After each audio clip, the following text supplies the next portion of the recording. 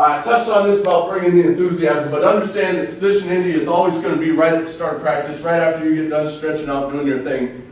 And you, as a position coach, need to set the tone for practice. And again, most of you guys in high school, with the size of staffs you are, even if you are the head coach, you got a position group. Make sure you set the expectation and the attitude and the effort and all of that by how you run your Indy drills. We don't run block, we're the spread gun, just like everybody else in college football now. So everything we do is broke down into footwork progressions, and ball security is a component of that, receiving progressions, and pass pro. I'm going to get into, let me talk about my drill menu first. Drill menu, this is a PDF copy of my drill menu minus a couple of the scheme-specific things that we work on. It's just pasted straight into this PowerPoint. So a drill menu is an awesome idea. We got it from a video. I wish I knew which one it was. A video that our offensive staff watched together. But basically, each position coach had to come up with a drill menu that they submit to the head coach. And we have a lot of turnover, as a lot of programs do. Maybe you do, maybe you don't. But it's helping us because we all submit a drill menu to the head coach. Then if the tight ends coach accepts a head coaching job, the new guy comes in and they go through the drill menu with the head coach. All right, this is what these tight ends have been coached up on. This is what they do in their Indy period of time. Now, if that guy has his own stuff and he says, I like this, it's all pretty similar anyways. There ain't nobody doing anything revolutionary. But you can keep what you want to keep. You can edit it how you'd like to, but it's not going to be completely one way with one guy, new coach, new system with a different guy. It's going to be the same stuff with a little bit of that guy's, personal style or whatever. But that way there's never any full turnover. Everybody's drill menu stays with the team.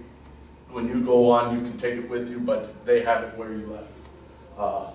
Footwork, we have Tuesday, Wednesday, Thursday are our big practice days. Friday's a walkthrough, Monday's a film and game plan install type of day. And we do footwork progression no matter what. So I do agile bags Tuesday, cones on Wednesday, and speed ladder on Thursday. So they never have to do the same drill progression twice for footwork in the same week. But then additionally, within that 10-minute or 15-minute, depending on how the practice plan breaks down, I'll get in the receiving progression or the pass pro progression on alternating days, or something scheme specific. If we keep jacking up something, that's my time to say, hey, we got to fix this. We can't be executing at this level. Allow myself to climb the coaching ladder as quickly as I'd like to. All right, so here we go, some film. I don't know who it was. Denny, Coach Denny, was he the guy from Marshfield?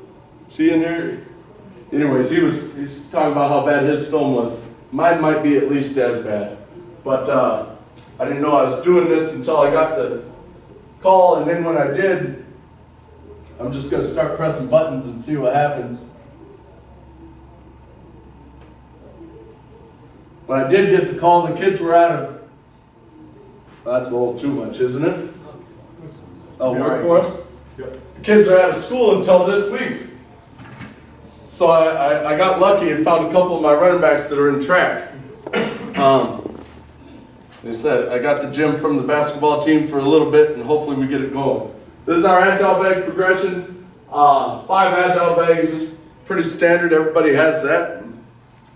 We start with forward two-ins, which is, again, very basic. We'll get into other things. With the ball security, we always talk 5 points of contact all the time, and we don't want the ball arm moving.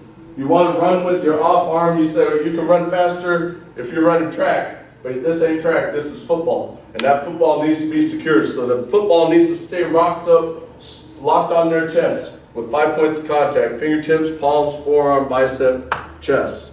All right, and you'll see that it's pretty crappy right here and maybe a little bit embarrassing, but they've been out of football for a while and they come in and run through some drills, and I couldn't harp on them too much because they were doing me a favor. But as you see, when we put the ball in our left hand, we do left leg lead all the way through, sprint 5 yards, And then we will always wrap around to the start. Some coaches will go this way and that way, this way, that way, back and forth the whole time. I don't like that because we get through it fast, which is good. The kids want to work hard for you, which is good. But they're not going to give you that explosive, full-out effort on each rep and the focus on each rep when they're just trying to go through it and show you how hard they can work. We already know they can work hard. We want the repetition of doing these drills to actually get them faster.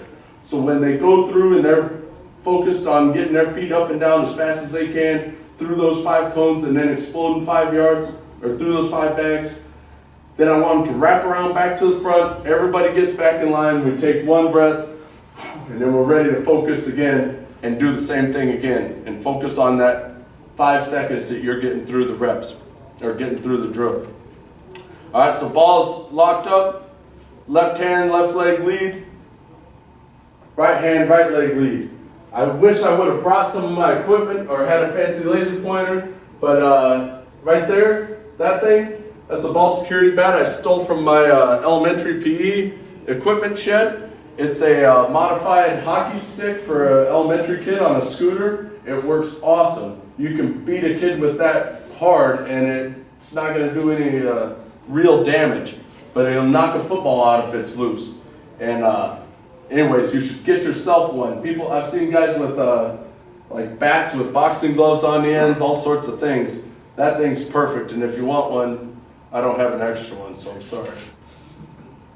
But that thing comes with me to every drill. The other thing is my chute. I made that thing, that PVC chute at the end of the bags there.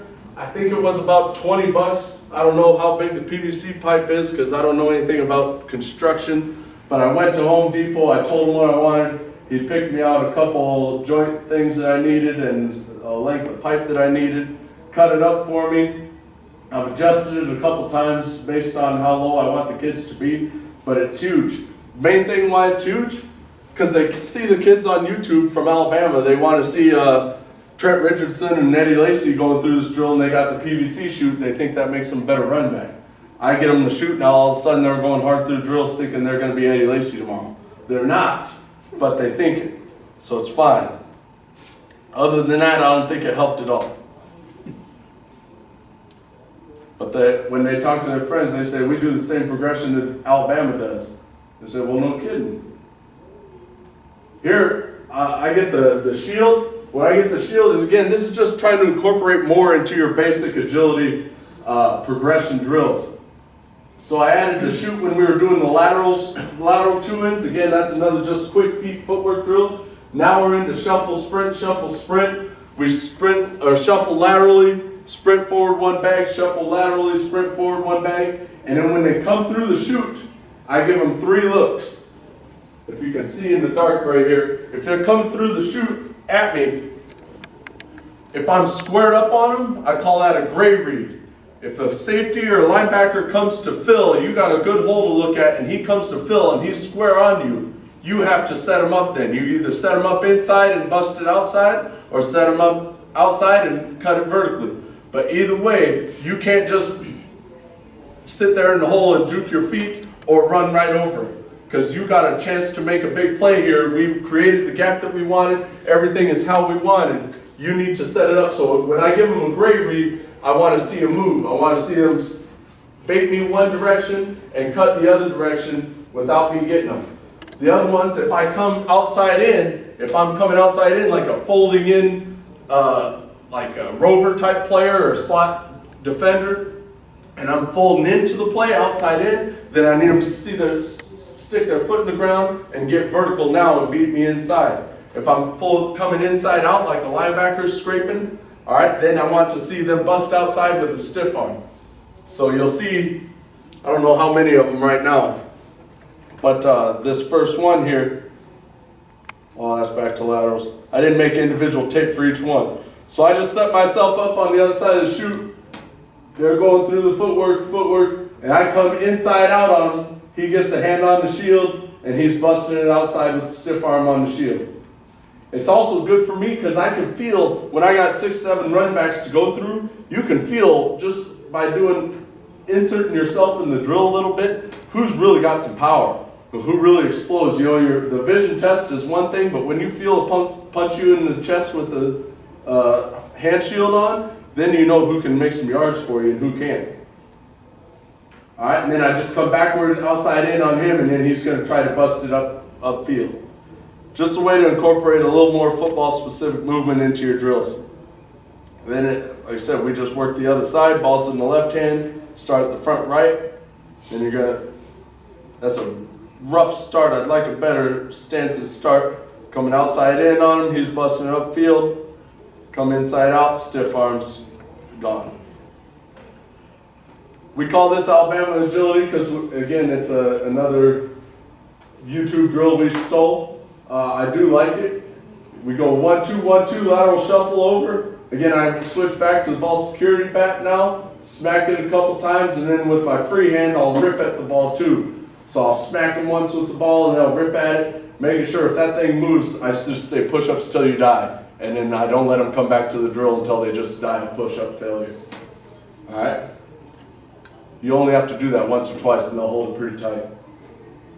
That's Alabama agility. You start on the second to last bag, straddle in the bag. When I say go, you're 1-2, 1-2 over the top of every Agile bag. Once you have both feet outside the last Agile bag, you turn and burn 1 through under the chute.